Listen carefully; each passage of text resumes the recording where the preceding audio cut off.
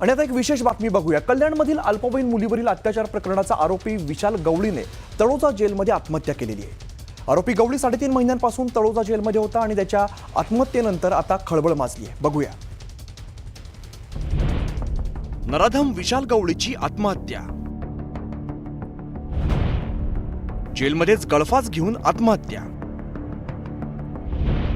न्याय मिळाल्याची पीडितेच्या कुटुंबियांची प्रतिक्रिया।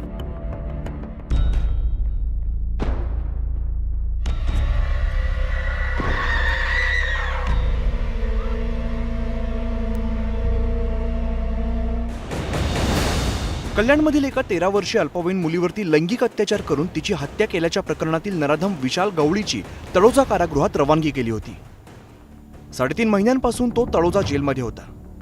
रविवारी पहाटे 3:30च्या सुमारास विशाल गवळीने कारागृहातील बाथरूममध्ये गळफास घेत आत्महत्या केल्याने खळबळ उडाली। दरम्यान विशाल गवळीच्या आत्महत्येबाबत त्याच्या वकिलांनी संशय व्यक्त केला आहे। मला 100% संशय पोलीस यंत्रणेने मारले त्याला जेलात, कारण अक्षय शिंदेच्या बाबतीत पण असंच झालं होतं आणि ती भीती होती म्हणून मी न्यायालयाला अर्ज पण दिला होता जेव्हा त्याची PC चालू होती की अक्षय शिंदेसारखे ह्याला विशाल गवळीलाही मारतील, त्याच्यामुळे याला पोलीस प्रोटेक्शन वगैरे अजून काही एक्स्ट्रा ह्याच्या सुरक्षेत जेवढं करता येईल तेवढं करावं म्हणून। पण त्या अर्जावर काही निर्णय झाला नाही, काय नाही, आणि आता जी भीती होती तीच झाली। आरोपी विशाल गवळीने डिसेंबर 2024 मध्ये कल्याणच्या चक्की नाका या भागातील एका 13 वर्षीय अल्पवयीन मुलीवरती लैंगिक अत्याचार करून निर्घृण हत्या केली होती। त्यानंतर पत्नीच्या मदतीने या चिमुरडीचा मृतदेह फेकून दिला होता। बुलढाण्याच्या शेगावमधून पोलिसांनी त्याला अटक केली। 2 महिन्यांपूर्वी या प्रकरणी आरोपपत्रही दाखल करण्यात आलं होतं। या प्रकरणाचा खटलाही जलद गती न्यायालयात चालवला जात होता आणि अशातच आरोपी विशाल गवळीने आत्महत्या करून आपलं जीवन संपवलंय। दरम्यान आपल्याला न्याय मिळाला अशी प्रतिक्रिया पीडित मुलीच्या कुटुंबियांनी व्यक्त केली आहे। इसको जो हुआ है इसके साथ में ऐसे है और किसी की बेटी और किसी की लड़की हर एक, और ये सब भगवान का सब इसको दंड है, बाकी और किसी का दोषी नहीं, सब भगवान का दंडित है।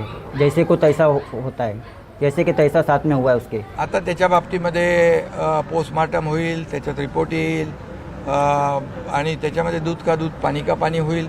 परंतु मी एवढंच सांगतो की ज्या आरोपीने अमानुषपणे एका अल्पवयीन मुलीवर बलात्कार केला होता, अत्याचार केला होता, त्याचे केस आम्ही फास्ट ट्रॅकवर चालवून त्याला फाशीची सजा मिळाली पाहिजे अशी सरकारची भूमिका होती।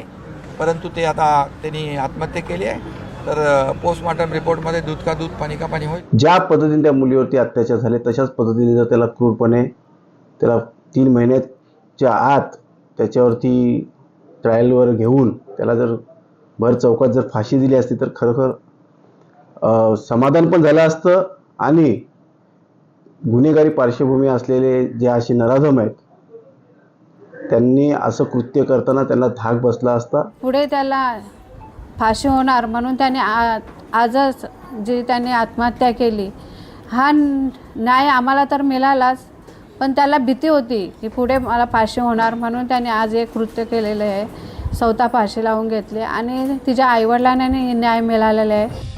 आरोपी विशाल गवळीवरती यापूर्वी अनेक गुन्हे दाखल होते, त्याच्यावरती तडीपारीची देखील कारवाई करण्यात आली होती।